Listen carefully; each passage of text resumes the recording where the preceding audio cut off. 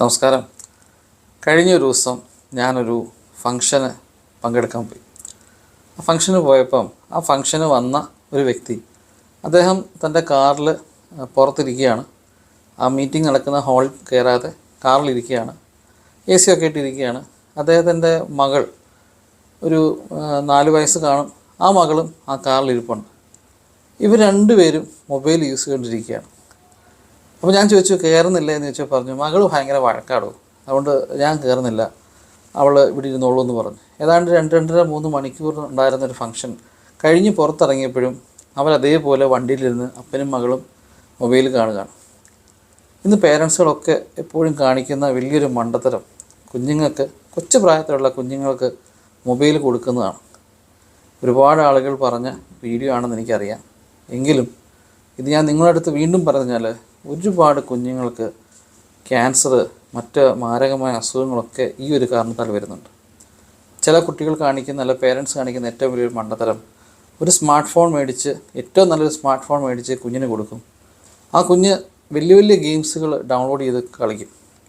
ഒരു ചെറിയൊരു കുഞ്ഞിൻ്റെ കണ്ണിന് ക്യാപ്ചർ ചെയ്യാൻ പറ്റുന്ന ഇമേജിൻ്റെ ഒരു ഫ്രീക്വൻസിയും അല്ല ഇമേജിൻ്റെ റേഷ്യോ ഉണ്ട്. അതിനപ്പുറത്തേക്ക് പോകുന്ന ചില ഫ്രെയിംസുകൾ ആ കുഞ്ഞിൻ്റെ കണ്ണിന് ക്യാപ്ചർ ചെയ്യാൻ ബുദ്ധിമുട്ട് വരികയും അത് ബ്രെയിനെ സാരമായി ബാധിക്കുകയും ചെയ്യും. ഞാൻ പറയുന്നതല്ല, ആരോഗ്യ സംഘടന പറയുന്നതാണ്, വിദഗ്ധമായ ഡോക്ടേഴ്സ് പറയുന്ന കാര്യമാണ്. അതുകൊണ്ട് തന്നെയാണ് ചില വീഡിയോ ഗെയിംസൊക്കെ നമ്മൾ പ്ലേ സ്റ്റോറിൽ നിന്ന് ഡൗൺലോഡ് ചെയ്യുമ്പോൾ അതിൻ്റെ സൈഡിൽ അതിനൊരു ഏജ് ലിമിറ്റ് വെച്ചിട്ടുണ്ട്. 10+, 5+, 3+ എന്നൊക്കെ പറഞ്ഞുണ്ട്. പലപ്പോഴും നമ്മളുടെ കുഞ്ഞുങ്ങളൊക്കെ കളിക്കുന്ന ഗെയിംസുകൾ ചിലപ്പോൾ 2-ലും 3-ലും ഒക്കെ പഠിക്കുന്ന കുഞ്ഞ് കളിക്കുന്നത് 18+ ഗെയിംസൊക്കെയാണ്. അതായത് ഈ സ്പീഡ് റേസ്, കാർ റേസൊക്കെ പോലുള്ള വലിയ ഹൈ റെസൊല്യൂഷനുള്ള, അല്ലെങ്കിൽ PUBG പോലുള്ള ഗെയിംസുകൾ, അതൊന്നും ഈ കൊച്ചു കുഞ്ഞുങ്ങൾ കളിക്കാൻ പറ്റുന്ന ഒരു ഗെയിംസേ അല്ല. അതുകൊണ്ടാണ് അവർ എഴുതി വെച്ചിരിക്കുന്നത് സൈഡിലേക്ക് 18+ എന്നുള്ള ഗെയിം എഴുതി വെച്ചിരിക്കുന്നത്. അഡൽട്ട് ഒള്ളി എന്ന് ഉദ്ദേശിക്കുന്നത് പറഞ്ഞാൽ മോശപ്പെട്ട രീതിയിലുള്ള വസ്ത്രധാരണത്തിൽ ഗെയിംസ് വരുന്നൊന്നുമല്ല, ഇതും കൂടെയാണ് ഉദ്ദേശിക്കുന്നത്. നമ്മളറിയത്തില്ല, കുഞ്ഞുങ്ങളിത് എന്താ പറയുക അക്സെപ്റ്റ് ചെയ്ത് കൊടുക്കുകയും ചെയ്യും. അല്ലെങ്കിൽ ഒരു പക്ഷേ അപ്പൻ്റെ അമ്മയുടെ അക്കൗണ്ടിലായിരിക്കും ഈ പ്ലേ സ്റ്റോറൊക്കെ കിടക്കുന്നത്. അവർ ഡൗൺലോഡ് ചെയ്യും, അവർ നന്നായിട്ട് ഗെയിം കളിക്കും. കുഞ്ഞുങ്ങൾ മിണ്ടായിരിക്കുമ്പം ശല്യം തീർന്നല്ലോ എന്ന് കരുതി, അല്ലെങ്കിൽ ശല്യം ഒഴിഞ്ഞിരിക്കുകയാണല്ലോ കരുതി നമ്മളൊന്നും പറയാനും പോകത്തില്ല. പക്ഷേ ഈ കുഞ്ഞുങ്ങളെ വെച്ച് തന്നെ നമ്മൾ ശരിക്കും പറഞ്ഞാൽ മുന്നോട്ടുള്ള ജീവിതത്തിൽ ഒത്തിരി ബുദ്ധിമുട്ട് അനുഭവിക്കുന്ന ഒരുപാട് ആൾക്കാരുണ്ട്. ഈ അടുത്തിടയ്ക്ക് ഞാൻ കേട്ടൊരു വോയിസ് മെസ്സേജാണ്. ഒരു ഡോക്ടർ പറയുന്നൊരു കാര്യം, RCC പോലുള്ള ഹോസ്പിറ്റലുകൾ ചെന്ന് നോക്കുമ്പോൾ ഒരുപാട് കൊച്ചു കുഞ്ഞുങ്ങൾ, പ്രത്യേകിച്ച് മൊബൈലിന് അഡിക്റ്റഡ് ആയിട്ടുള്ള കുഞ്ഞുങ്ങൾക്ക് വരുന്ന മാനസിക പ്രശ്നം ഒരു വശത്തുണ്ട്. അതുകൊണ്ടുണ്ടായ ശാരീരിക ബുദ്ധിമുട്ടുകൾ, അതുകൊണ്ടുണ്ടാകുന്ന അസുഖങ്ങൾ വളരെ ചെറുപ്രായത്തിൽ തന്നെ. നമ്മുടെ കുഞ്ഞ് നമ്മുടെ മുന്നിൽ കിടന്ന് നരയിക്കുന്നത് ഒരപ്പനും അമ്മയ്ക്കും കാണാൻ താല്പര്യപ്പെടുന്ന കാര്യമല്ല. ഈ കഴിഞ്ഞൊരിടയ്ക്ക് ഞാനൊരു ലുലുവിലാന്ന് തോന്നുന്നു, ഒരു ഷോപ്പിംഗ് മോളിലോ എന്തോ സാധനം എടുക്കാൻ പോകുമ്പോൾ ഒരു അപ്പനും അമ്മയും, അതായത് നോർത്ത് ഇന്ത്യൻസാണ്, അവരിങ്ങനെ അവരുടെ കുഞ്ഞിനെ ട്രോളിയിൽ വെച്ചുകൊണ്ട് കുഞ്ഞിനെ ഒരു ബേബി വാക്കർ പോലത്തെ ഒരു സാധനത്തിൽ ഇങ്ങനെ, അതെനിക്ക് തോന്നുന്നൊരു കൊച്ചു പയ്യനാണ്, ഒരു കൂടി പോയി കഴിഞ്ഞാൽ 4 വയസ്സോ അല്ലെങ്കിൽ ഒരു 3 വയസ്സുള്ള ഒരു പയ്യനാണ്.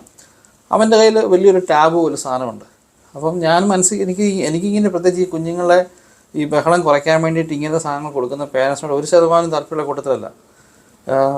അങ്ങനെ ഇരിക്കുന്ന സമയത്ത് ഈ ഫ്രണ്ട്സിനെ ഞാൻ കണ്ടു. അപ്പം ഞാൻ സ്വാഭാവികമായിട്ട് ദൂരെ നിന്ന് കണ്ടപ്പോൾ ഈ കൊച്ചിറക്കൻ എന്തൊക്കെയോ ഇങ്ങനെ പേന വെച്ച്, അതായത് നമ്മുടെ ഈ കുഞ്ഞുങ്ങളിലൊക്കെ ടാബിനൊക്കെ പേനയുണ്ടല്ലോ, അത് വെച്ച് ഇങ്ങനെ എന്തൊക്കെയോ വരയ്ക്കുകയാണ്.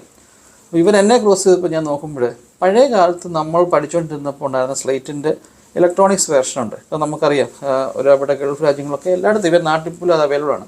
ഇലക്ട്രോണിക്സ് സ്ലേറ്റാണ്, അത് വെച്ച് വരയ്ക്കുന്നു. അതിൽ ബട്ടൺ പ്രസ് ചെയ്ത് കഴിഞ്ഞാൽ അവർ വരച്ച സംഭവം മൊത്തം ഇറേസ് ആയി പോകും. അല്ലെങ്കിൽ ഇവന് വേറൊരു ഓപ്ഷൻ എടുത്തു കഴിഞ്ഞാൽ, കൂടിയ മോഡലിനകത്ത് ഓപ്ഷൻ എടുത്ത് കഴിഞ്ഞാൽ അവന് ഇറേസ് ചെയ്യാൻ പറ്റും. ആ കൊച്ചി ഇറക്കാൻ അവിടെ ഇരുന്ന് പടം വരയ്ക്കുകയാണ്.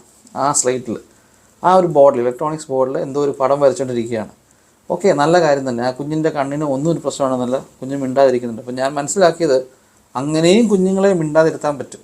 അല്ലാതെ ഈ മൂവിങ് സാധനങ്ങൾ കണ്ടല്ല, മൊബൈൽ പോലുള്ള ഗെയിമിങ് സാധനങ്ങളോ അല്ലെങ്കിൽ വീഡിയോ കണ്ടിട്ടല്ല കുഞ്ഞുങ്ങളെ അടക്കിയിരുത്തേണ്ടത്. എൻ്റെ മകൾക്കും കണ്ണാടി വെച്ചിട്ടുണ്ട്.